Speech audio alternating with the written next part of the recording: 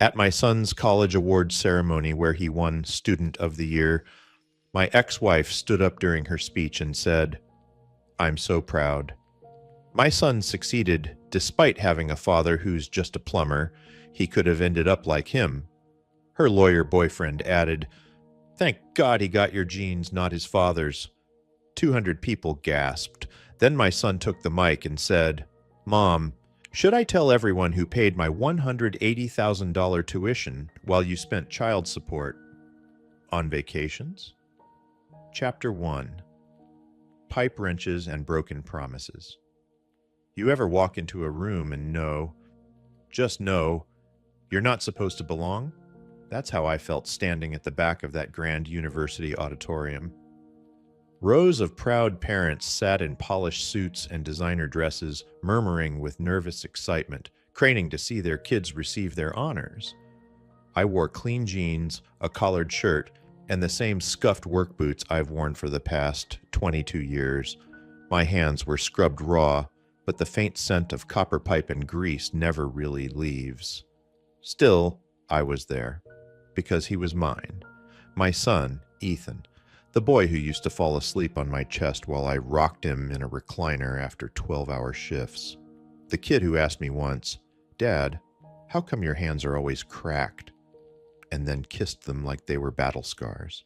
The young man who somehow, through all the chaos of the divorce, the court battles, and the guilt trips from his mother, still called me Dad with warmth in his voice. Tonight, he was getting the university's highest award, Student of the Year, full academic honors, engineering degree. Research grant offers lined up like dominoes. He made it. We made it. The ceremony had gone smoothly up until that moment. The dean spoke, professors clapped, parents beamed. Then they announced Ethan's name and invited a family member to say a few words. I thought he might ask me, but instead he surprised everyone by gesturing toward his mother. I stiffened. Margot stood up from the front row like she'd been waiting for this spotlight her whole life. The years had been kind to her, at least on the surface. Botox smooth, hair salon shiny, and flanked by her latest catch, Leonard, the personal injury lawyer with a voice like polished marble. Margot stepped up to the podium, smiled for the cameras, and then dropped her voice into a syrupy tone. "I just want to say, I'm so proud of Ethan. He's the best parts of me. The drive, the discipline, the ambition." I braced myself. And I'm especially proud that he's become who he is despite the circumstances of his childhood, despite having a father who's just a plumber.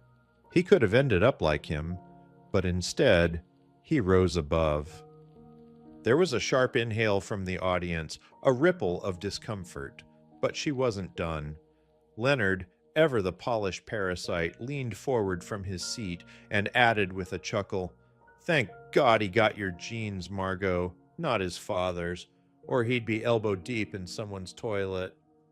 Laughter from 2 or 3 corners, but mostly silence.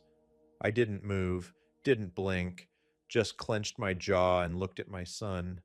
Ethan sat frozen, red creeping up his cheeks. His eyes flicked to me in the back, and I saw it. Shame, not of me, but for me, for what they had just done. Then he stood. He didn't walk toward his mother. He walked to the mic. His voice was calm, but it carried through the auditorium like a bell cutting through fog. "Mom," he said slowly, "should I tell everyone who paid my $180,000 tuition while you were posting selfies from Santorini and shopping in Dubai using the child support checks Dad sent?" Silence. Then whispers. Her smile vanished. Leonard's mouth opened slightly like he couldn't decide whether to object or run. "And maybe," Ethan continued, his voice steady, "maybe I did get some of Dad's genes.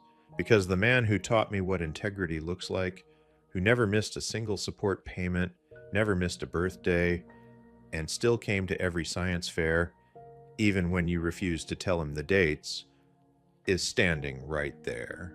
He pointed to the back. Right at me. 100 heads turned. I didn't know what to do. I just stood there, a plumber in boots, tears blurring my eyes, while my son, burned the house of lies to the ground. But that wasn't even the moment that changed everything. That came next, when Ethan turned back to the crowd and said, "This award is supposed to go to the person who showed the most resilience and excellence. But the person who taught me both of those things never stepped foot in a lecture hall." He paused. Then he said, "Dad, will you come accept this with me?" And that's when the auditorium rose to its feet, not for Ethan, for me. Chapter 2. The man in the back row. I didn't walk to the stage. At first, I just stood there, frozen. The applause wasn't loud, not yet. It was hesitant, like the room was unsure if it should clap for a man with worn boots and calloused hands. But then I saw Ethan, standing at the podium, his arm outstretched, waiting, his chin held high, and beside him Margot sat frozen, her knuckles white on the edge of her chair, her lawyer boyfriend staring straight ahead like he'd just swallowed his tongue. I moved. Every step toward the stage felt surreal, like I was walking through water. I kept my eyes on Ethan, not the murmuring faces or the camera phones recording the moment. When I reached him, he did something that damn near broke me in half. He hugged me, not the kind of quick pat-and-release hug men give when they're being watched. No, Ethan hugged me like a son hugging the man who held him during fevers, who built his science projects out of PVC pipe and scrap wire, who showed up even when he wasn't wanted. "I'm sorry, Dad," he whispered, just for me. "I should have said something sooner." I swallowed hard. "You just did, son, and you said it perfect." He handed me the plaque, the Student of the Year award. I held it awkwardly. I hadn't earned it, not technically, but somehow, in this moment, it felt like it belonged to both of us. And Margot? She had wilted into her seat like a cut flower. Her smile had long vanished. Leonard was no longer smug. He looked like a man reviewing every alimony clause he'd ever advised a client to sign. The dean tried to move the ceremony along, but the damage was done. Whispers turned into commentary. People turned their heads to look at Margot and Leonard, and I knew what they were thinking. The same thing I'd been thinking for years. How did a woman like her get custody? Later that night, Ethan and I sat in a quiet corner of the hotel bar. He nursed a Coke. I had black coffee, still in my work boots. I hadn't planned to stay long, but something had shifted between us, like a wall that had been slowly built, brick by brick over the years, had finally been kicked down in front of a crowd. "I wanted to say something sooner," he said, eyes downcast. "But she always made me feel like you were the weak one, like you lost in court because you were beneath her." I stared into my coffee. "I did lose. In the courts, anyway. But I never stopped being your father." Ethan nodded, then looked at me. "She told me you only paid child support because you were afraid of jail." That hit like a hammer. "Is that what she said?" "For years." He looked away. "But I saw the checks once. You always sent more than the court asked. Always on time, even after she moved states without telling you." I exhaled slowly. "I did it because I knew one day you'd see the difference." He nodded. "I do now." We sat in silence for a while. Then Ethan asked, "Why didn't you ever fight back?" I looked at him. "You don't win a war by burning the bridge your son might one day cross to come home." But the thing is, I had fought back. Just not the way Margot thought. She thought her words tonight would humiliate me. That I'd slink out the back, as always, unseen and unheard. What she didn't know was this: while she was vacationing, I was quietly storing every financial record, every misuse of child support funds, every luxury expense, every time she ignored court visitation orders. I'd been keeping receipts, not for revenge, for protection, for Ethan. And now the bridge had been crossed. My son had chosen to see the truth. It was time to show him what I'd been building while she was gloating. because there's a difference between staying silent and staying ready. Chapter 3: The Cost of Appearances. 3 weeks after the ceremony, a manila envelope arrived at my house. Return address: Ethan's apartment. No note inside, just a folded sheet and a printout. The letter was short. Ethan's handwriting was neat, careful, like he'd practiced it. Dad, Mom sent this to me by mistake. I thought you should have it. E. Attached was a receipt, one of those glossy travel agency invoices. It was dated 5 years ago. It showed a booking for a 2-week European river cruise. First-class flights, spa packages, a 5-star hotel before and after the cruise, cost $17,845, and in the memo line of the debit, child support account withdrawal. I sat back in my chair. It wasn't the first record I had, but it was the first one Ethan had seen with his own eyes. Over the years, I'd quietly gathered every document I could. I wasn't a vengeful man. I didn't plan to ruin Margot's life, but I'd always known this day might come, that one day my son might ask, not just what happened, but why. And now he had. I reached for the old fireproof safe in my closet. Inside, a thick binder, indexed, tabbed, dated. Every check I'd ever written. Every vacation Margot had taken in those years. Every time she denied visitation with some vague excuse and took Ethan on business trips to New York that somehow involved Broadway shows and penthouse stays. I didn't show this to the court back then. Margot's lawyer had money. I had grease under my nails. She called me unstable. Said my job meant I couldn't offer a stable home for a growing boy. The judge didn't ask what kind of plumbing business I ran. He didn't ask how many employees I had, or that I owned every truck and paid union rates, or that I had no debts, no drinking problem, no late payments. He saw the uniform. He heard her speak. And just like that, I was reduced to weekend visits. But now, Ethan was an adult, and he was asking the questions, so I invited him over. I didn't say much, just opened the binder and slid it across the table. He turned the first few pages, then stopped. Wait, she told me you only paid court minimums. I didn't respond. He flipped further. Wait, this was when she said she had to sell her jewelry to keep up. I shook my head. She didn't sell anything, son. That's when she took a luxury safari with Leonard. His face turned red. I watched something shift in him, like he wasn't just seeing paper. He was rewriting his childhood. I believed everything she said, he muttered. All those years. I thought you gave up. I reached out gently. I didn't give up. I just didn't fight where the war was rigged. The next day, Ethan made a call to a lawyer, not Leonard, one of his own. He'd remembered something. Margot had opened a college savings account when he was 12, but she'd drained it before he ever applied. Claimed the funds were gone after an emergency. Turned out the emergency had a name, Leonard, and a Mediterranean cruise.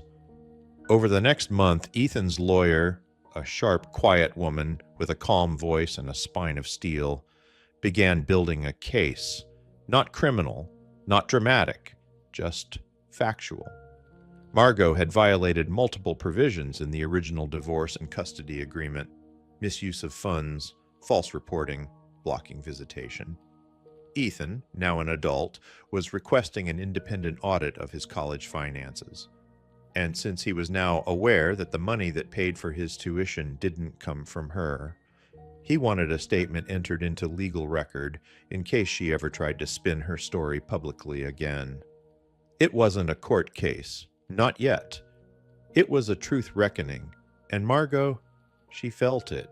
2 weeks later, I got a call. Her number.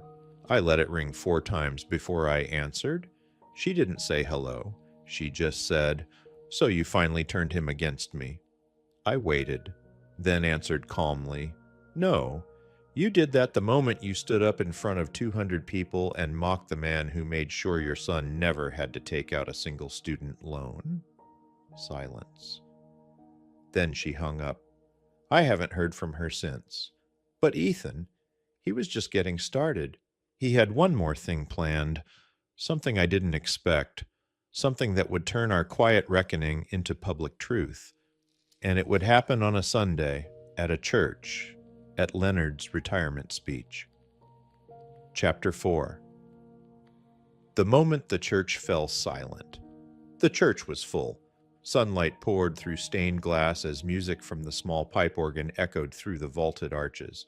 Leonard, Margot's boyfriend, now approaching 70, was retiring from his law firm. This was his send-off, a Sunday gathering of good people, wealthy families, former clients, judges, doctors, and members of the social circles Margot worshipped more than God. I wasn't invited, of course not, but Ethan was. He sat in the second row, straight-backed in a dark suit, calm, focused. Next to him sat a man holding a leather portfolio, the same quiet lawyer who'd filed the statements. They didn't say much. Until the final speech began, Leonard took the podium with a modest smile. "This isn't about me," he said, as cameras clicked. "It's about legacy, about lifting the next generation." He looked at Ethan. "This young man, he's the future. He reminds me of myself. Brilliant, sharp, disciplined, raised right." Margot beamed. The crowd clapped. Then Leonard added, "And it's thanks to Margot's sacrifice that he stands where he does. A single mother who—" "Excuse me," Ethan said, standing up. The room froze. A few turned their heads. Ethan walked slowly up the aisle toward the pulpit.